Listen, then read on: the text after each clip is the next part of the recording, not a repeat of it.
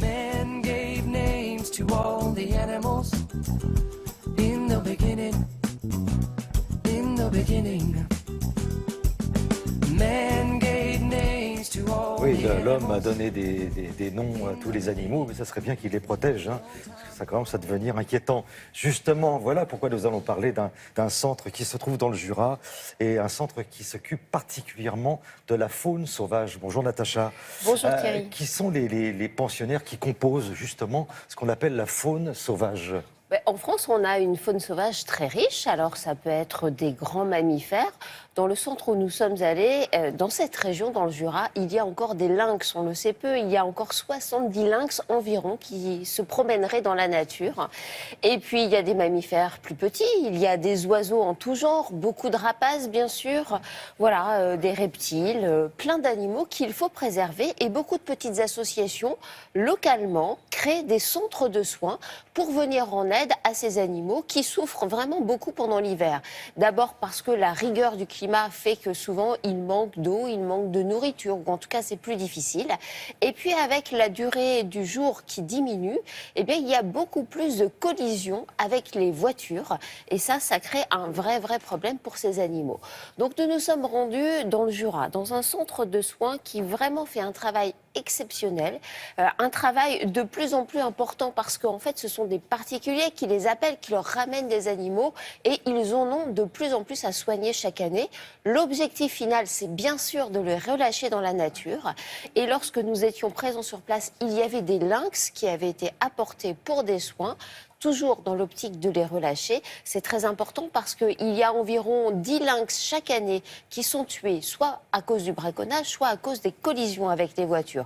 Et sur une population de 70 individus, eh bien, à chaque fois qu'on en sauve un, on sauve un peu cette espèce. Regardez.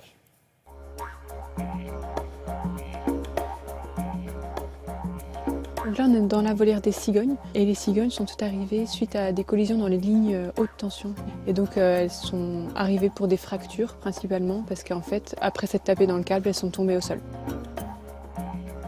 Le centre Athénas a été créé il y a 30 ans exactement pour recueillir, soigner, remettre en liberté ensuite des animaux de la faune sauvage européenne. On a aussi des espèces emblématiques du Jura comme le lynx, le grand tétras ou la chouette chevêchette. L'année dernière, ça a été une année record puisqu'on a recueilli 2376 animaux, c'était inédit pour nous. Donc dans le box, nous avons 2 lynx, dont une femelle qui a été récupérée cet automne parce qu'elle avait été séparée de sa mère depuis très longtemps, donc elle était très maigre. On soupçonne qu'en fait elle a été séparée de la femelle parce que la femelle a disparu suite à un braconnage.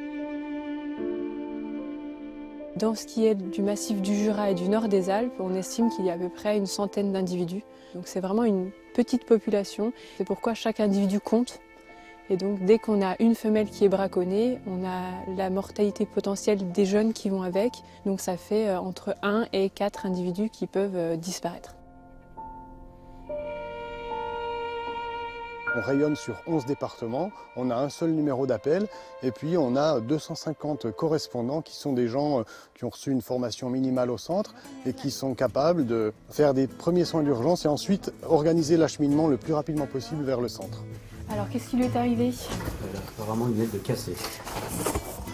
Oui, elle est réactive. Ah oui, effectivement. Oui, donc on voit que là, ici, elle a une fracture au niveau du poignet. Donc elle devra passer à l'opération. Et donc cette chouette s'est percutée dans une vitre. Donc là, on voit qu'elle a un traumatisme crânien. Elle est très peu réactive avec les pupilles dilatées.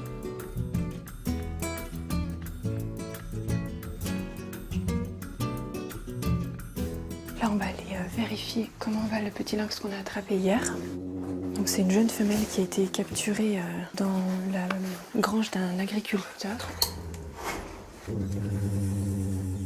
Elle avait une fracture au niveau de la patte. Donc là, elle va être en isolement pendant une dizaine de jours. Et une fois qu'elle sera vaccinée, on pourra ensuite la mettre dehors.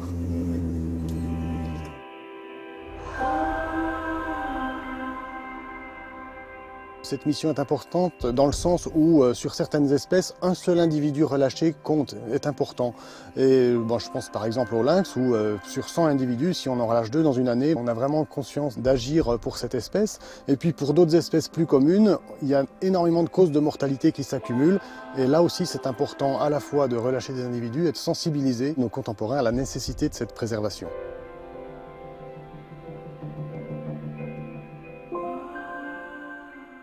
Donc ce sont des amoureux de la nature qui soignent, ne sont pas forcément des vétérinaires. Non, pas du tout. Et vraiment, leur mission est cruciale et ils ne vivent que grâce aux dons, grâce à la générosité des gens. Donc n'hésitez pas à aller sur notre site internet, vous allez trouver leurs coordonnées. Le centre Athénas, ça c'est dans le Jura, mais il y en a partout en France qui font aussi un travail remarquable, souvent avec des tout petits moyens, alors que l'impact de leur travail est colossal. Voilà, des petits moyens et un cœur gros C'est comme ça. Merci beaucoup, merci Nathalie.